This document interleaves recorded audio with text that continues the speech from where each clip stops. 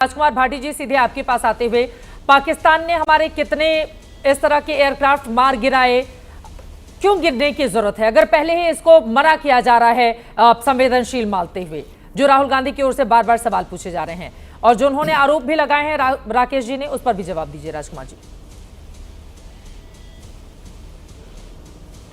नहीं, एक असली समस्या ये है कि हमारी केंद्र सरकार और सत्तारूढ़ पार्टी भारतीय जनता पार्टी प्रश्नों से बहुत डरते हैं। इन्हें प्रश्नों से बड़ी बड़ी दिक्कत है और जो प्रश्न पूछता है उसके जवाब, इनके दो ही जवाब होते हैं, या तो ये गद्दार है या ये हिंदू विरोधी है।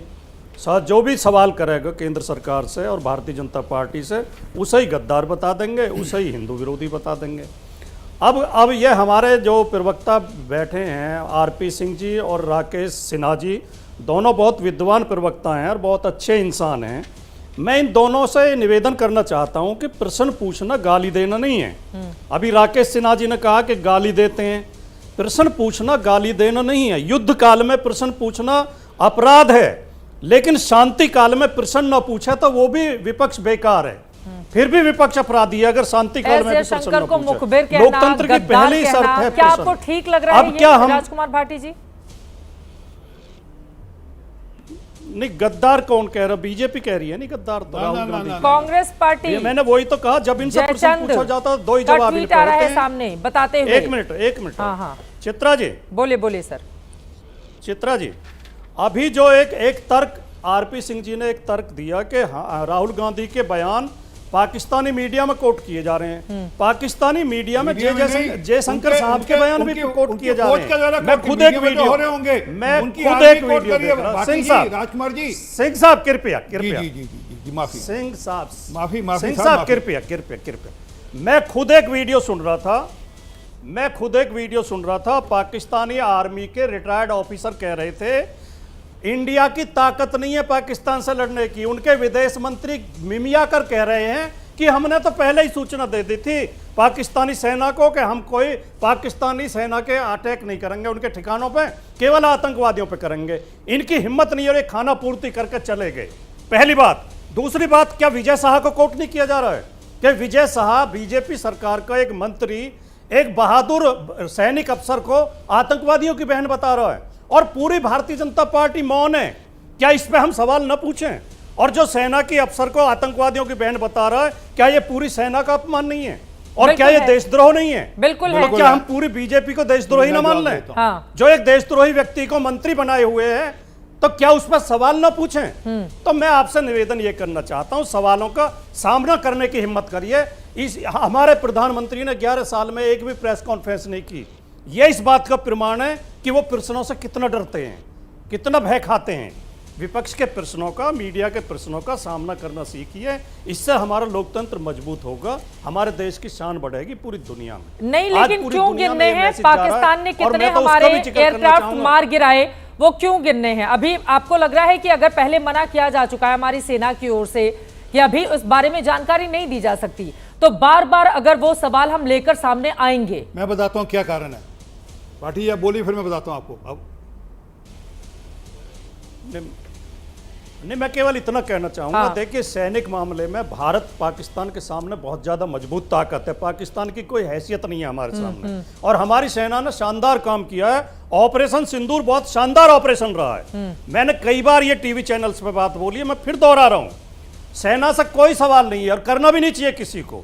लेकिन जब केंद्र सरकार के मंत्री ऐसे उलझुल बयान दें, लोगों को गुमराह करें कि हमने तो पहले ही सूचना दे दी थी, हाँ। तो फिर विपक्ष तो विदेश मंत्रालय का इस पर खंडन भी तो आज उनके विदेश मंत्रालय की ओर से सफाई आई है।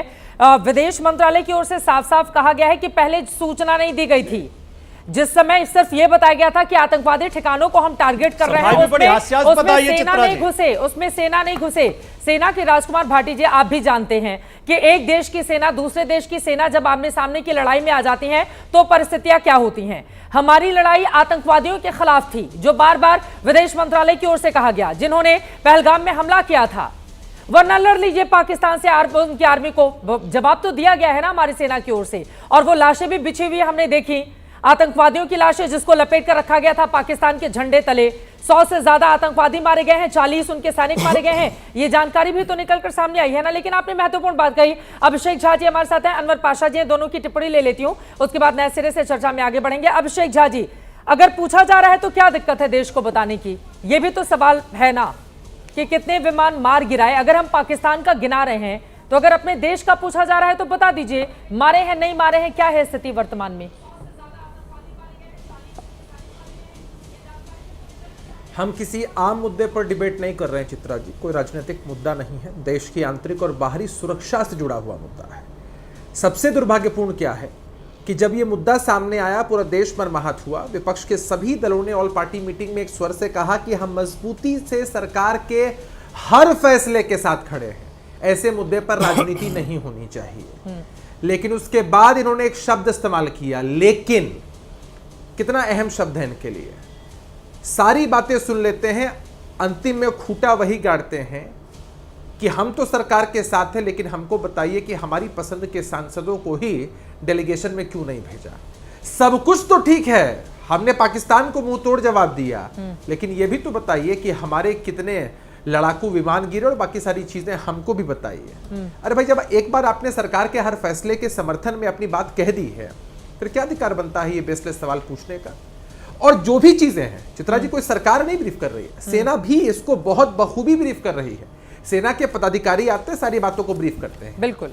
ऐसी परिस्थिति में तो यह जरूरी है कि देश में एकजुटता का संदेश रहे। आप एक तरफ कहते हैं हम आपके साथ हैं, लेकिन हम आपसे सवाल पूछेंगे, लेकिन हम अपनी राजनीति करेंगे, लेकिन हमको आपको डिमीन भी करना है, लेकिन हमको यह भी बताना जरूरी है कि हमारी भी प्रासंगिकता इस देश की राजनीति में है। अरे हम तो इनसे रिक्वेस्ट करते हैं कि छोड़िए ये लेकिन वेकिन, और जिस स्टैंड पर आप शुरू में थे कि हमारी पहचान पहले भारतीय के रूप में है, तब हम किसी जाति, किसी धर्म, किसी पंथ, किसी प्रदेश, किसी पॉलिटिकल पार्टी के मेंबर हैं, उस पर टिके रहिए, अच्छा लगेगा। ये लेकिन वेकिन का चक्कर बहुत खराब है। अभी समय है कि हमारे पूरे देश में एकजुटता का संदेश जाए। सेना के शौर्य और पराक्रम को जिस तरह हमने सलाम किया है, सेना और मोटिवेटेड रहे। ऑपरेशन सिंदूर स्थगित हुआ है, रुका नहीं है चित्रा जी। हमें ईंट का जवाब पहाड़ से देना आता है, और यह भारतीय सेना ने बताया है। पहली बार हमने पाकिस्तान की सरहद के अंदर 100-100 किलोमीटर घुसकर इनके जो प्रमुख शहर हैं वहां भी मिसाइलें दागी हैं, और इससे डरा है पाकिस्तान। अगर इस परिस्थिति में हम देश के अंदर ऐसी बहसों में उलझेंगे, और देश के टॉप चैनल्स के प्राइम टाइम शोज में यही बहस होगी कि सरकार को कैसे क्रिटिसाइज करें। कांग्रेस पार्टी के लोगों का मुंह इसलिए फूल गया है कि कांग्रेस के सांसद जा रहे हैं, कि कांग्रेस में सांसद जा रहे हैं इस डेलीगेशन में, तब तो हो गया, हमने लड़ाई लड़ ली। आंतरिक रूप से देश को कमजोर मत कीजिए, एक गलत संदेश मत दीजिए। हाँ। राजनीति होती रहेगी, उसके लिए हमारे पास पहले भी पर्याप्त समय था, आगे भी पर्याप्त समय होगा। ठीक है, लेकिन ऐसे मुद्दों को छोड़ दीजिए। लेकिन पोस्टर